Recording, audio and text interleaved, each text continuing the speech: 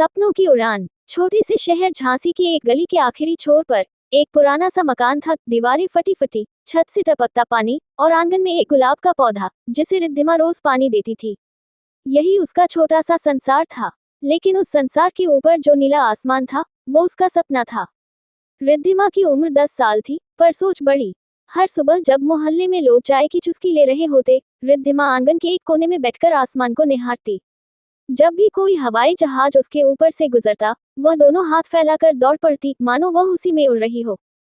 Mummy, मैं भी उड़ूंगी एक दिन, उस जहाज में नहीं, उसे उड़ाऊंगी, वह मुस्कुराकर कहती।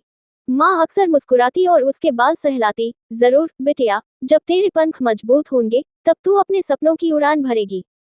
पर माँ की मुस्कान के पीछे छुपा डर भी था। वो जानती थी कि पायलट बनना इतना आसान नहीं, और उनकी आर्थिक हालत। रिद्धिमा का परिवार। रिद्धिमा के पापा विजय सक्सेना एक प्राइमरी स्कूल में अध्यापक थे। बहुत ऊंचा नहीं कमाते थे, लेकिन दिल बड़ा था। किताबों से उन्हें खास लगाव था। उन्होंने ही रिद्धिमा को पहली बार कल्पना चावला की कहानी सुनाई थी। बेटा, उन्होंने एक दिन कहा था, कल्पना चावला भी एक छोटे शहर से थी, लेकिन उसने दुनिया को दिखा दिया कि सपनों के लिए जरूरी नहीं होता कि जेब भारी हो, दिल और इरादा मजबूत होना चाहिए। रिद्धिमा को ये बात सीने से लग गई। घर में ज्यादा चीजें नहीं थी, एक छोटा रेडियो, कुछ किताबें और एक पुराना सोफा। लेकिन उन किताबों में दुनिया की सारी ऊंचाइयां थी, और उस रेडियो पर बजते इंटरव्यू से रिद्धिमा सीखती कैसे सोचने का तरीका इंसान को ऊपर उठा सकता है। स्कूल की पढ़ाई और मुश्किलें। सरकारी स्कूल में रिद्धिमा पढ़ती थी। यूनिफॉर्म जगह जगह से सिलवाई हुई थी, लेकिन उसका मन किताबों में डूबा रहता। उसे विज्ञान और गणित सबसे ज्यादा पसंद थे। जब बाकी बच्चे छुट्टी की घंटी का इंतजार करते, रिद्धिमा स्कूल में कुछ देर और रुककर लाइब्रेरी में बैठती। पापा उसे कहते, रिद्धि, तू किसी दिन बहुत बड़ा नाम करेगी।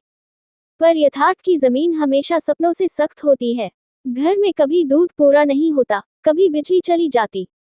माँ एक घरेलू सिलाई काम करती थी, गांव की औरतों के ब्लाउज सिलकर थोड़ी आमदनी कर लेती थी। पर महीने का गुजारा मुश्किल से होता। छोटी छोटी चीजों में बड़ा विश्वास। एक बार स्कूल में एक पेंटिंग प्रतियोगिता हुई, विषय था मेरा सपना। सब बच्चों ने डॉक्टर, इंजीनियर, अभिनेता आदि बनाए। रिद्धिमा ने एक लड़की को हवाई जहाज उड़ाते हुए बनाया था। सब हंसे थे। लड़कियां पायलट नहीं बनती, एक लड़का बोला था। रिद्धिमा ने कोई जवाब नहीं दिया, बस अपनी तस्वीर को और रंग भरने लगी। प्रतियोगिता में वह तीसरे नंबर पर आई थी, लेकिन पापा ने कहा था, तेरी सोच पहले नंबर पर है बेटा। पिता का सपना, बेटी को उड़ते देखना। विजय सर अक्सर कहते, हमारे पास पैसे कम हैं, लेकिन तुम्हारी उड़ान रोकने का हक किसी को नहीं। उन्होंने किताबों से पैसे बचाकर रिद्धिमा के लिए एक छोटा ग्लोब खरीदा था। ये देख, ये पूरी दुनिया है, एक दिन तू इसे अपनी उड़ानों से मापेगी। रिद्धिमा उस ग्लोब को अपने तकिए के पास रखती और हर रात एक देश चुनकर सोचती, एक दिन यहाँ जाऊंगी जहाज लेकर। पापा उसकी सबसे बड़ी ताकत थे। उनके सपनों में अब रिद्धिमा ही रच बस चुकी थी।